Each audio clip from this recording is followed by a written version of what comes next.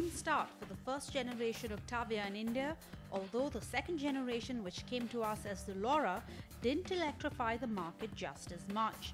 Now the third generation brings back the Octavia brand to us, and you'll remember we loved it on our first exclusive review a few months ago in Europe.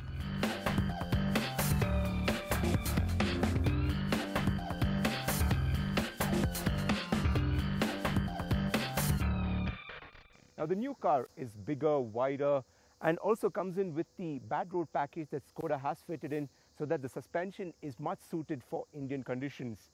Now earlier I talked about a make or break situation, and Skoda can't really bet on a better brand than Octavia to drive it out of this situation. For a change, let's start from the rear of the car, which is easily one of the highlights with the massive hatch.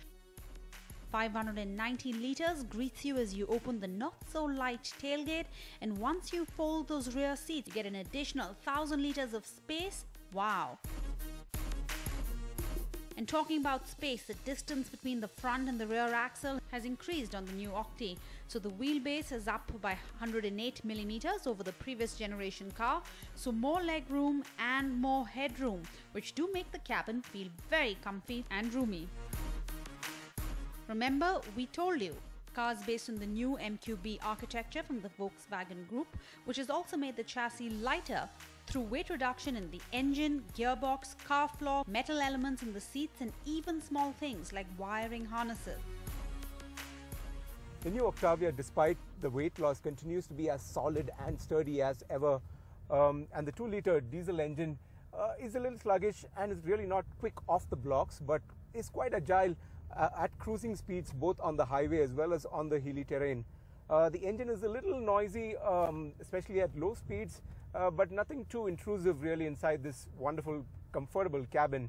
Also, the DSG gearbox does work pretty well, quite smoothly, to give you a very smooth driving experience minus any turbo lags really.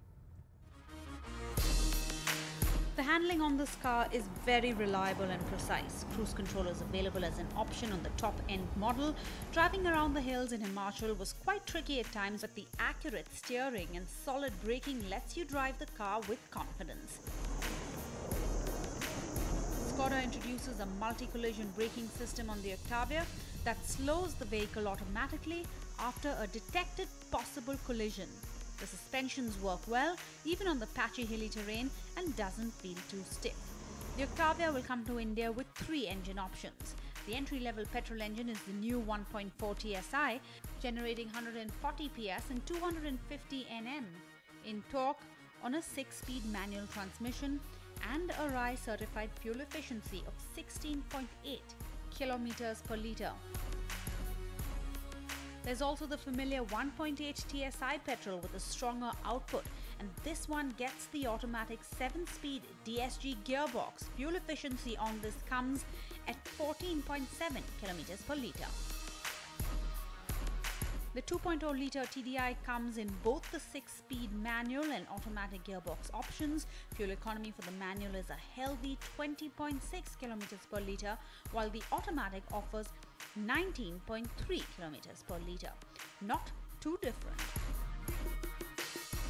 Now we talked about the design of the car really being more sporty in terms of the overall roof line sloping towards the corners and the overall front of the car design. But what's really going to excite Indian customers is also the new colors that it's going to offer. There's new colors like the Rio Red and Metal Grey, and Siddharth's favorite color, that's the favorite one, the Race Blue one, that's also going to come on the new Octavia, making it a lot more sportier package than it currently is. Skoda will offer the Octavia in 3 trim lines: Active, Ambition and Elegance. Inside, you get high-quality plastics in the center console and the chrome and wood touches even on the door handles, adding to the luxury quotient. The seats are large and are fabric on the base variant and in leather on the mid and top end. The driver's seat is electrically adjustable and can be programmed. Lots of functionality offered in the cabin with lots of storage compartments available both in front and the rear. The Octavia only offers an intelligent park distance assist, which really is a shame. No camera, the 5.8 touch screen features a pretty cool proximity sensor which detects a finger nearing the screen and lights up accordingly. but the touch user interface is a little slow given that we're so used to responsive touchscreens on our phone.